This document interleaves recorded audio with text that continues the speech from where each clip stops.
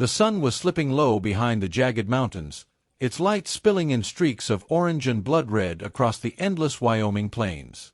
Dust swirled with each step of the weary horse as Tom Callahan guided his mount along a wagon trail littered with the broken remnants of dreams, shattered wheels, discarded trunks, and half-burned supplies. He had seen scenes like this before. The West was a cruel, unforgiving land. But this one was different.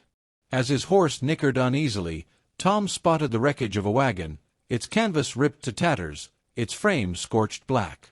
The air smelled of smoke and iron, the bitter copper tang of blood lingering long after the fight.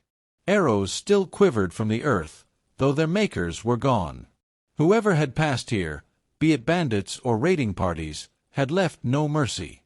Tom was about to ride on when he heard it.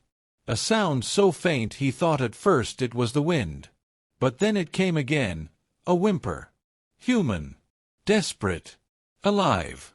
He swung from his saddle, boots crunching over broken boards and torn blankets. And then he saw her. A woman, her dress torn and spattered with blood, crouched beneath the wreckage. Her face was streaked with dirt, eyes wide with terror. She was not like the pioneer women Tom usually encountered. Her skin was pale golden, her black hair hanging loose around her shoulders, her eyes slanted with the delicate beauty of the East. "Easy there," Tom said, lowering his revolver to show he meant no harm. "I ain't here to hurt you." She flinched, drawing back against the wheel. Her lips moved, whispering words in a language Tom couldn't understand. He crouched down slowly. "Do you speak English?" She hesitated, then nodded faintly. "Little, yes. What's your name?" "May," she whispered, her voice trembling. Tom studied her. She was young, maybe 20 at most, and terrified. The bodies of the other travelers lay scattered around the wreckage. Families, children, all gone. She alone remained. "You hurt?" he asked. She shook her head, though her trembling limbs told another story. "No, but all dead. All gone." Her voice cracked, and she pressed her hands to her face, trying to stifle her sobs. Tom felt a heaviness in his chest. He had been a loner most of his life, wandering the frontier with only his horse for company. He'd buried too many friends, seen too much death. But something in the sight of this fragile woman stirred a part of him he thought long dead. "Come on," he said gently, holding out his hand. "You can't stay here." She hesitated, but when the distant howl of wolves rose from the hills, she finally reached for him. Her hand was small, soft against his calloused palm. He lifted her onto his horse, then swung into the saddle behind her. Together, they rode away from the massacre. 4 days, Tom cared for her.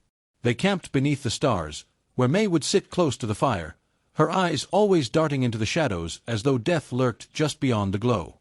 Tom gathered water, hunted game, and cooked while she tried to help in small ways, mending torn shirts with surprising skill, or whispering prayers in her native tongue before they ate. At first, conversation was halting. She knew little English, and he knew nothing of her language. But slowly, with gestures and patience, they found ways to understand. She told him she had come from Canton, sold by her family to pay debts, shipped across the ocean in the hold of a merchant vessel. She had been bound for San Francisco, promised to a master who had paid for her. But she had been traveling with a wagon train eastward when the raiders struck. Tom's fists clenched as he listened. He knew the cruelty of men who treated women like property. "You ain't anyone's masters," he muttered. "Not while I'm around." May looked at him then, her dark eyes softening. She didn't fully understand his words, but she understood his tone. She smiled faintly, the first smile he had seen from her. It did something to him. Tom had been a lonely cowboy drifting through empty saloons, empty nights, empty years. But now, for the first time, he felt needed.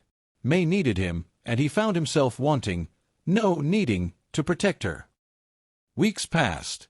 They settled in a small valley where Tom knew water and game were plenty. He built a rough shelter of logs, while May tended a small fire and cooked rice she had salvaged from the wagon. Slowly, Her fear began to fade. She laughed softly one night as Tom struggled to eat with the thin wooden sticks she used. "Not like Spoon," she teased, showing him how to hold them properly. He grinned. "Guess I ain't civilized enough." "No," she said shyly, shaking her head. "You kind." The words struck him harder than any bullet ever had. For the first time in years, Tom began to dream, not of gold or land, but of a life. A life with her. But dreams in the West rarely lasted. One crisp morning, as Tom split wood, the sound of hooves thundered across the valley. He stiffened, hand flying to his revolver. May ran from the shelter, her face pale as she saw them, half a dozen riders cresting the ridge. At their front rode a man in a fine black coat, his hat wide-brimmed, his eyes cold and cruel. "Ah," the man drawled as he reined in. His accent was Eastern, polished, wealthy. "There you are, little bird." May froze, horror flooding her features. She whispered one word like a curse. "Master." The man dismounted, his boots crunching the frosted grass. "I paid good money for you, girl. Thought I'd lost my investment. Imagine my delight when I heard word you survived." His gaze flicked to Tom, hard as steel. "And who might you be, cowboy?" Tom's jaw tightened. "Name's Callahan." "She ain't your property." The man sneered. "Everything in this world belongs to someone. She belongs to me. Now hand her over." May clutched Tom's arm, shaking her head violently. "No, no. Please." Tom stepped in front of her. "I don't care what you paid. She ain't going with you." The man's eyes narrowed. "Do you know who I am? I own half the mines in Nevada. Men like you shovel dirt for me." He motioned to his riders, all armed, all glaring. "You think you can stand alone against us?" Tom's hand rested on his revolver. His heart pounded, but his voice was steady. "I reckon I can." The valley went still.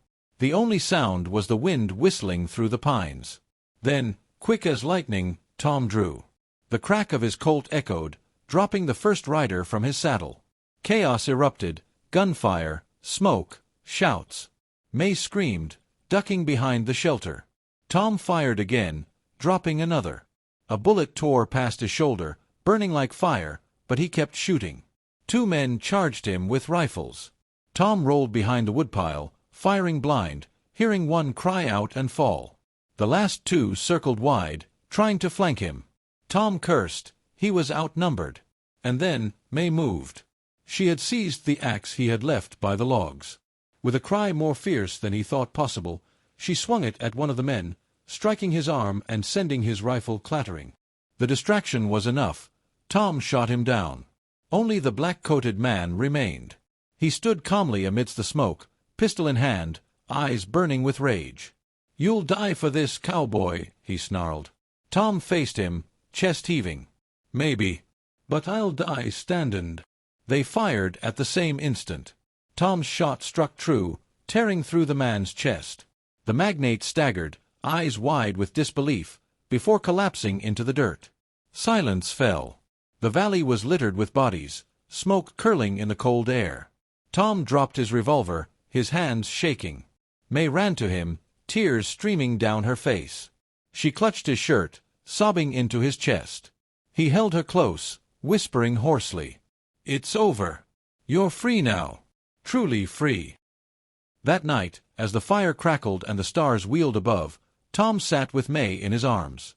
She rested her head on his shoulder, her breathing soft and steady. He had been a lonely cowboy, a drifter without purpose. She had been a captive, a soul sold and silenced. But together, they had found something worth fighting for. And as dawn broke across the valley, Tom Callahan knew he would never again ride alone.